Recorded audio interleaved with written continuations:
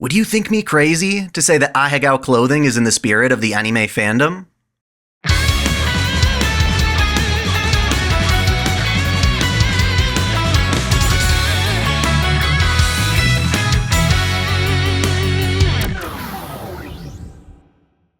Welcome back to OtakuDaiKun. Dai here.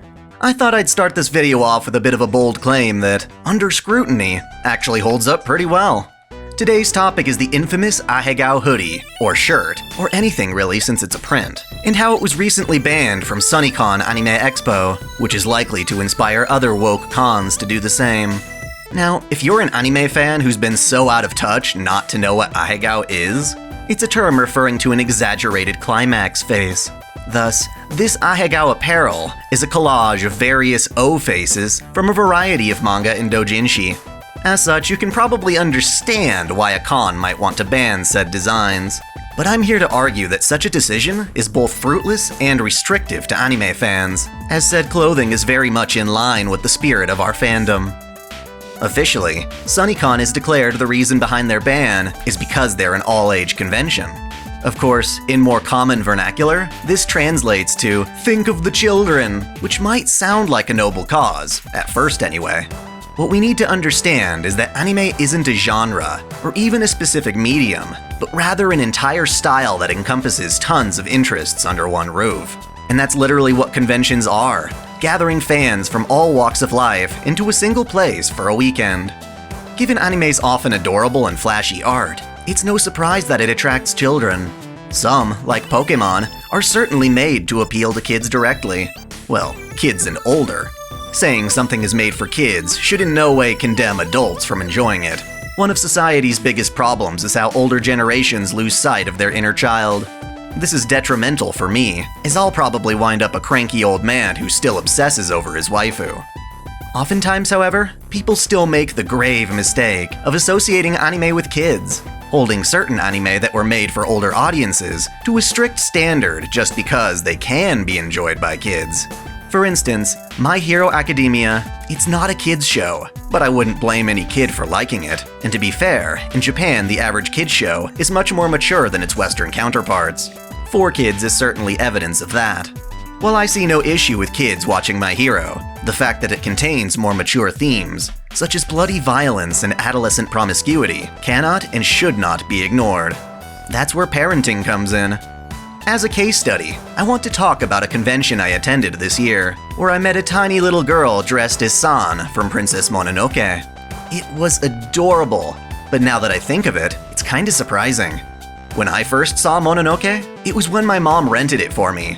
I was in elementary school, and she thought it'd be okay since the film was rated PG-13 and placed in the kids section. Honestly, I have no idea what the film's rating board was smoking when they gave it their rating. As you should know firsthand, this movie has gratuitous violence.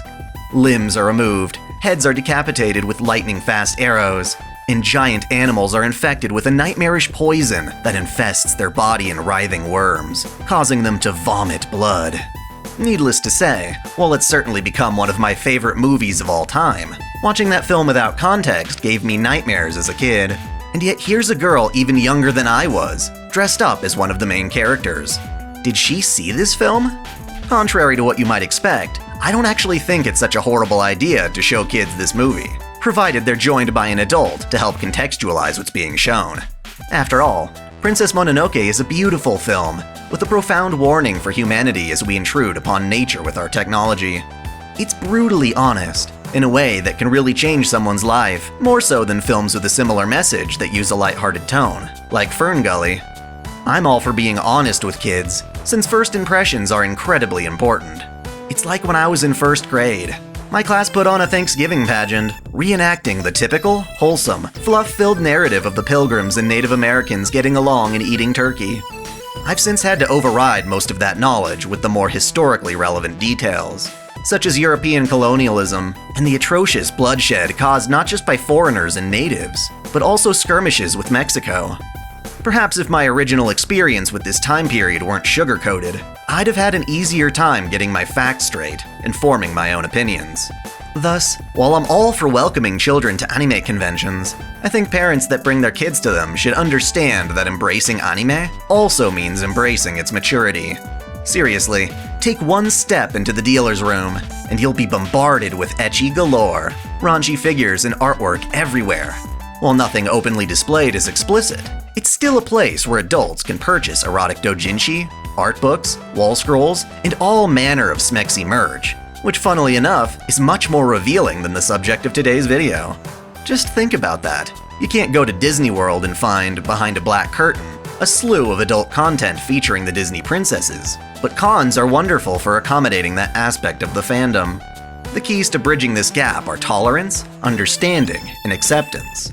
A parent bringing their children to a con must absolutely be prepared to expose them to content that is likely above their age, which in my opinion can be a wonderful thing. It's not like kids don't see a plethora of bikinis and shirtless dudes at the beach, and I wish that same understanding would apply to cons as well.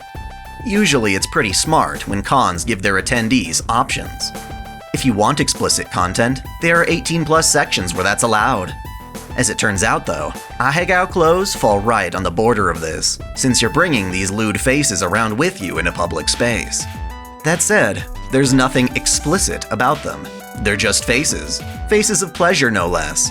And that's only when you actually know what these faces are from. When brainstorming for this video, I showed my mom the Ahegao hoodie and asked her to describe what she was looking at. Hilariously, she thought that it was a collage of nauseated girls about to throw up. While in the form of memes, a point is actually made when people post Ahegao collages and caption them silly things like, "the pain of stubbing your toe." As such, the only thing to be offended by is what you associate with the design, and not the design itself. Same goes for clothes that advertise, say, beer. A Coors or Heineken shirt usually doesn't have the beer depicted right on the merch, so I found it silly when those were banned from my school dress code growing up. Like, what are you afraid of? That I might learn that beer is a thing that exists? Or that I might start to think drinking beer is cool? Sorry, but if I can understand that a person's shirt has the name of a beer company, then I'm probably old enough for a serious talk about alcohol and how to approach it. The same applies to Ahegao. There are two possibilities. One, a kid sees the shirt and doesn't know what it means. They don't know enough about the birds and the bees to make that association. Thus, there's nothing to worry about. Even some of the most beloved kids' movies have little adult jokes cleverly written into them, so that kids won't care or even get the joke. The other possibility is that the kid does know what they're looking at, which means that they've already been exposed to it, and should be having important conversations with their parents. This reminds me of a comedian at my state's Renaissance Festival. He notes that if a kid's too young to hear a certain joke, it'll just go over their head anyway. A kid's ability to recognize a mature topic is a sign that they are maturing. And rather than trying to protect them from forbidden knowledge, we're better off just teaching them. And what exactly would we be teaching them in this case? That sensual pleasure exists, and that people like it? This is where I get into what this video has to do with the spirit of the anime fandom. After all, my channel's motto is celebrate your fandom, which means expressing to the world what you love without fear of backlash. The intent is to show the world that anime fans are great people, and that anime's existence in our lives and culture is ultimately a great thing. Conventions serve a special role in that expression. Many anime fans, especially ones like me who grew up in the 90s, have faced a certain degree of criticism and disrespect, with anime being labeled blindly as something too geeky or obscure to be enjoyable. I remember my brother and I at Suncoast looking at Sailor Moon VHS tapes.